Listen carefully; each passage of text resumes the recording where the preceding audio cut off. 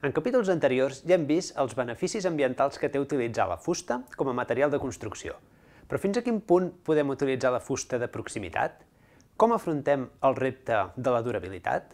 O com podem garantir les seves prestacions tècniques? En aquest capítol comptem amb la col·laboració del doctor Joaquín Montón per aclarir aquests temes.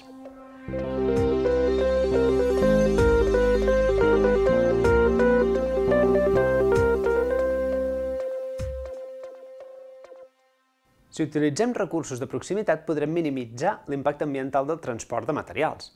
Però la fusta que s'utilitza en la construcció d'edificis ha de complir amb uns mínims de qualitat. Llavors, és viable fer servir fusta de quilòmetre zero per a la construcció? Yo creo que es un concepto que en nuestro caso tiene poca viabilidad porque los bosques más próximos a nosotros no producen una madera de suficiente calidad para el mercado de la construcción. Para que la madera que se produzca en un bosque tenga la calidad adecuada para el mundo de la construcción, se requiere un cuidado del bosque, una silvicultura adecuada, es decir, mantener un número de pies, como dicen los expertos, o de árboles por hectárea máximo, que casi siempre está superado muchísimo, para que la madera que se produzca crezca recta, se realicen las podas cuando toca, para evitar que la madera esté cargada de nudos y, por tanto, que pueda cumplir con las necesidades y los estándares del mundo de la construcción. Hay un segundo problema ligado directamente con este, que es la falta de madera clasificada para construcción. Es decir, hoy en día la madera se clasifica de forma que se garantizan sus propiedades mecánicas, igual que las que puede tener una viga de acero o una viga de hormigón. El proceso de clasificación es un proceso relativamente sencillo que se realiza en el aserradero y garantiza unas propiedades mínimas. ¿Qué sucede? Que prácticamente no clasifica nadie ni en España ni en Cataluña. Es decir, cuando ahora un técnico necesita una madera clasificada con su marcado CE, la mayor parte de esta madera ha de ser de importación. Un dels aspectes que més incertesa causen en la utilització de la fusta és la seva durabilitat. Es dona per fet que la fusta durarà pocs anys i es justifica la seva utilització pel fet de ser un recurs renovable. Per tant, si dura pocs anys, podem substituir la fusta sense que això suposi un gran impacte ambiental. La qüestió és, ¿realment la fusta dura pocs anys? La madera es un material que podemos considerar muy durable. Si un edificio de madera no arde o la madera que lo compone no es atacada por agentes bióticos de degradación, termitas, carcomas o pudriciones, es decir, si la madera está en un edificio que la protege, se puede considerar prácticamente eterna, entendiendo por eterno una cantidad de años, pues pueden ser 300, 500, 600, 800. Entonces no pretendemos, y sabemos que no todas las maderas aguantan estos años, pero que el material, a pesar de ser teóricamente delicado, los puede aguantar.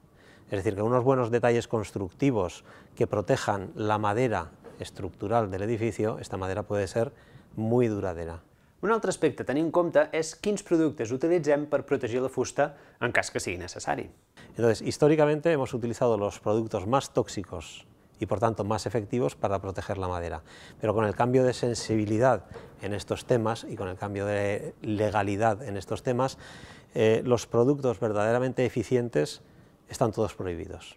Y nos encontramos con que las empresas que tienen que hacer tratamientos, impregnar o inyectar con productos protectores, cada vez utilizan productos menos tóxicos, por un lado, mejores para las personas, pero menos tóxicos también para los animales, insectos, larvas, pudriciones, de los que habríamos de protegernos. Entonces, la industria está buscando nuevos productos que sean o menos tóxicos o no sean tóxicos, por ejemplo, estudiando maderas más durables, como puede ser, no sé, la sabina, el ciprés, y viendo qué compuestos químicos tienen en su interior para ver de sintetizarlos y utilizarlos, o bueno, otros productos que no sean tan tóxicos. Pero sigue siendo un problema, y sobre todo el problema lo tenemos en el sur de Europa y norte de África, y no lo tienen en el norte de Europa. La utilització de la fusta transformada pot ajudar a fer més popular la construcció en fusta.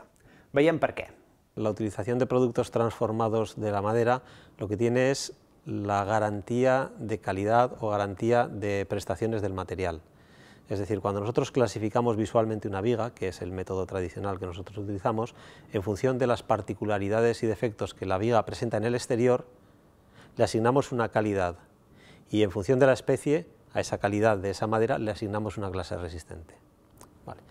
Entonces, la madera maciza o la madera serrada maciza tiene el inconveniente de que en su interior puede ocultar particularidades que afecten a su resistencia. Cuanto más gruesa es la pieza de madera, más incógnita y por tanto mayor penalización le da la clasificación estructural. Cuando lo que estamos viendo es los productos transformados se obtienen a partir de chapas, a partir de tablas y a partir de listones. Cuando nosotros fabricamos una madera laminada con tablitas de 2-3 centímetros de espesor, si hay un defecto importante se ve por una cara o por la otra. Y por tanto el fabricante elimina ese trozo, encola con una junta dentada la madera y fabrica tablas libres del defecto al tamaño que él quiera. Es que hay una cosa que es muy importante, en mi opinión, que me gusta la madera, que me interesa la madera y que creo que hay que construir con madera, y es que no hay que construir en madera, sino con madera. Pueden construir en madera los suecos, los finlandeses, los nórdicos. Nosotros lo que tenemos que hacer es utilizar la máxima cantidad de madera, pero no tenemos que obsesionarnos con que todo nuestro edificio sea de madera. Consulta els impactes ambientals amb el sistema DAP-C.